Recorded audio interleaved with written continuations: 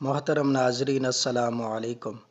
آج کی اس ویڈیو میں ہم آپ کو طائف کی زیارت بھی کروا رہے ہیں اور ہسٹری بھی بتائیں گے، مگر اس سے پہلے آپ سے گزارش ہے کہ اس ویڈیو کو مکمل دیکھیے گا۔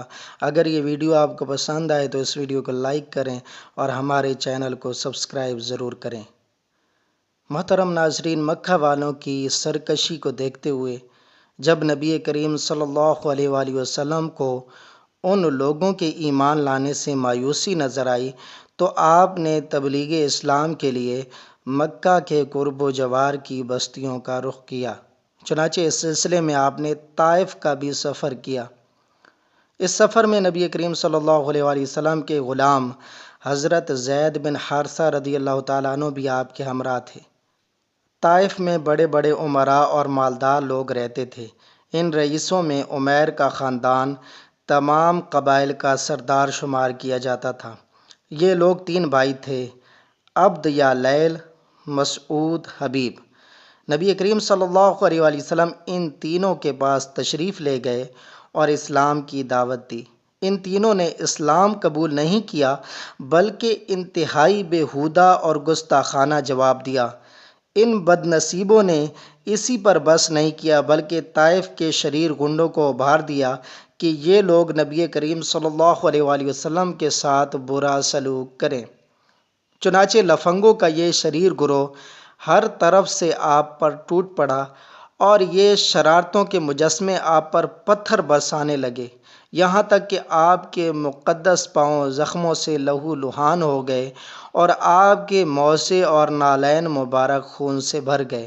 جب آپ زخموں سے بے تاب ہو کر بیٹھ جاتے تو یہ ظالم انتہائی بے دردی کے ساتھ آپ کا بازو پکڑ کر اٹھاتے اور جب آپ چلنے لگتے تو پھر آپ پر پتھروں کی بارش کرتے اور ساتھ ساتھ طعنہ زنی کرتے، گالیاں دیتے، نعوذ باللہ، تالیاں بجاتے، ہنسی اڑاتے۔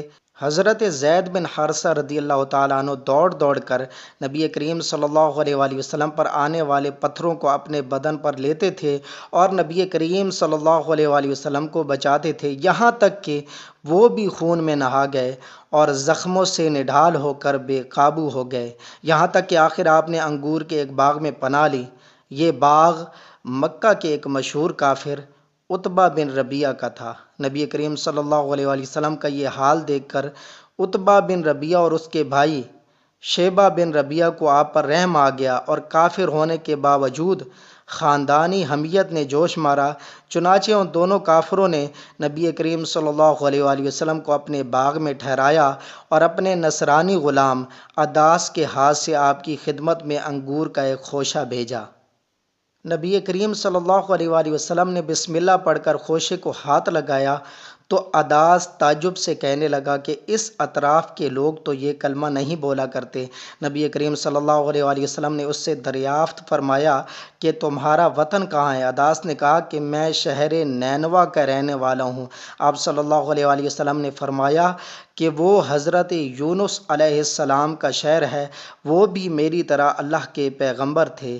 یہ سن کر عداس آپ کے ہاتھ پاؤں چومنے لگا اور فوراً ہی آپ کا کلمہ پڑھ کر مسلمان ہو گیا۔ اسی سفر میں جب آپ مقام نخلا میں تشریف فرما ہوئے اور رات کو نماز تہجد میں قرآن مجید پڑھ رہے تھے تو نصابن کے جنوں کی ایک جماعت آپ صلی اللہ علیہ وآلہ وسلم کی خدمت میں حاضر ہوئی اور قرآن سن کر یہ سب جن مسلمان ہو گئے۔ پھر ان جنوں نے لوٹ کر اپنی قوم کو بتایا تو مکہ مکرمہ میں جنوں کی جماعت نے فوج در فوج آ کر اسلام قبول کیا۔ چنانچہ قرآن مجید میں سورہ جن کی ابتدائی آیتوں میں اللہ تعالیٰ نے اس واقعے کا تذکرہ فرمایا ہے۔ مقام نخلا میں نبی کریم صلی اللہ علیہ وآلہ وسلم نے چند دنوں تک قیام فرمایا، پھر آپ مقام حرا میں تشریف لائے اور قریش کے ایک ممتاز سردار مطعم بن عدی کے پاس یہ پیغام بھیجا کہ کیا تم مجھے اپنی پناہ میں لے سکتے ہو؟